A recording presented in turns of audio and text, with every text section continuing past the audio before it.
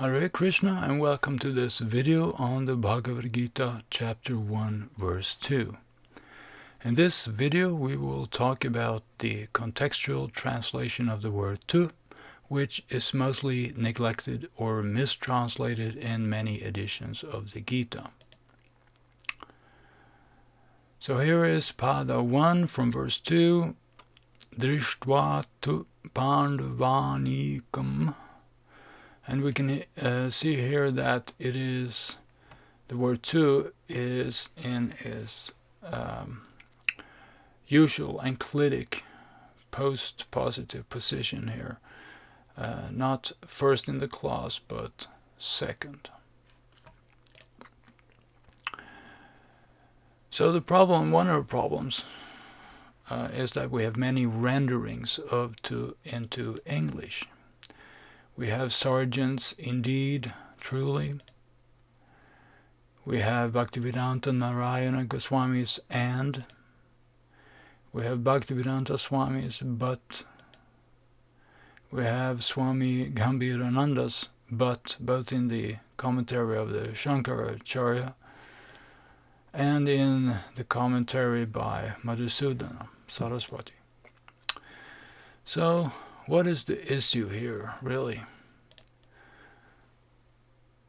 The issue is which translation of the original Gita verse is correct, or most correct. But then we have another issue also, and that is which commentary on the Gita is correct, or most correct. So in this second case, if tu was not originally thought to convey the idea of but in the Gita, that is, having an adversative force being also a conjunction, what shall we say about these commentaries of Madhusudana and Anandagiri? For the problem is then that both commentators use but to explain the Gita verse. So they write something like this, that therefore by the word tu, but, is suggested the superiority of the Pandavas. But what if tu is not but? Then we would just have a bunch of useless comments. So I'm proposing here in this video that we should not translate tu as indeed, or as and, or as but. Why? Well, let's start with indeed here. So my question is here, what need is there to emphasize that the participle drishtva is indeed? Why say indeed having seen? Is the alternative not having seen? I mean, the whole point here is that indeed having seen, this is in regard to Duryodhana, right? So it's Duryodhana who supposedly is indeed having seen something. But why would you need to stress that? Why would you emphasize indeed there? I mean, isn't Duryodhana the best of politicians? Isn't he the dirtiest fighter? Isn't he the most well-informed person on the planet? And isn't Duryodhana right there on the battlefield? I mean, why wouldn't he be seeing what the Pandavas are doing, or what the action is? I mean, he's right there. And also another point is simply that, I mean, it's not, he may be spiritually blind, but he's not, he still has his vision, his physical vision, or if we may call it like that. So I mean, what is the problem? So I don't see that indeed is a plausible translation. And another point is this, that indeed might also alternatively work as some kind of yes answer to a previous question by Dhritarashtra. I mean, if it were that Dhritarashtra had said or asked, did Duryodhana see the Pandavas on the battlefield? And then Sanjaya could have said, he could have answered, yes, indeed, Duryodhana did see the Pandavas on the battlefield. But the problem is that Dhritarashtra didn't ask about if Duryodhana saw the Pandavas on the battlefield or not. It wasn't like that. So indeed, I don't see that working at all. I don't. Now to the translation and. Why would we believe that the word and is a good translation? Well, I don't think that we should believe that. For why would you use a conjunction to answer a question?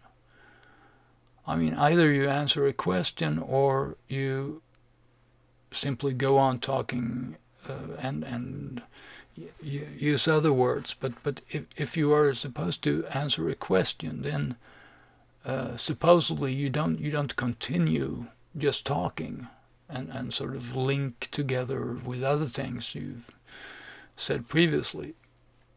You answer without using a conjunction. Of course, one might assume a couple of different things. It might work if we think like this, perhaps, that we know that Sanjaya continues from his previous statement in the Mahabharata and before the Gita starts, and in that discussion Sanjaya has posed another question, Dhritarashtra has posted another question which Sanjaya answers. So in the verse 2, Sanjaya answers the second time. So one might think that, okay, so maybe he's bridging here with his first answer, which was prior to the start of the Gita. And so that may work, but it seems that if he does that, then basically Sanjaya he simply goes on and practically ignores Dhritarashtra's second question, the one which is posed in verse 1. So I don't see this really as a plausible alternative either, because I don't think he does that. I mean, just so. Then we have the third possibility, and that is the but translation. And here we have the same problem. Why would you use an adversative conjunction or any conjunction to answer a question? It's the same point. We have another possibility, though, and that is that if Sanjaya had complained about the question, then perhaps he could use but. So if Sanjaya said something like this, that but isn't your question wrong? Shouldn't you have asked something else instead? Then, if Sanjaya would have done that, but then we ask, is that what he's doing in verse 2? Is Sanjaya complaining about Dhritarashtra's question? No, he isn't. That's not what is going on. So this leaves us with the most interesting question here: what is the best contextual translation of tu? Not the the quickest mechanical translation of tu, but the best, most sensitive contextual translation of tu that sort of makes it fit with the surrounding verses and the sequence of verses. And what is the best solution here? And the problem here is that it's not very easy to find. So even if you were to have one or more, or even all of these books on this page here on your bookshelf, you still wouldn't be able to solve the problem. So what you need is either Monier Williams, the big brown super volume, heavy, or you may find the answer in Coulson or in Apte's Sanskrit Composition book. And the best source is actually the last one here, the Apte's book, because here you will not only find the explanation in nicely written and laid out, but also you will find examples with a translation. So let's look at that. So here we have page 175 in the 1925 edition of the Sanskrit Composition book by Apte. And here it starts with tu here, the usual points about like adversative, but, and however, and all these things. But then in A here, in the yellow here, I highlighted, here we read that tu is frequently used in the sense of and now on one's part as to, without any adversative force. So this is important. And so we see here also that the example given here is we have ekada here, once upon a time, and then we have our little tu here. And we see here that the translation supplied is now once upon a time. So this is a perfect storytelling translation that this is telling the story. It fits in the context, and it specifies a good answer to a question, a potential one. So if we go to our own verse here, then I would I would like to propose that we use now without any and in front, but simply now, just as Apte did, so that we will end up with a very simple translation. Now having seen the Pandava army. So,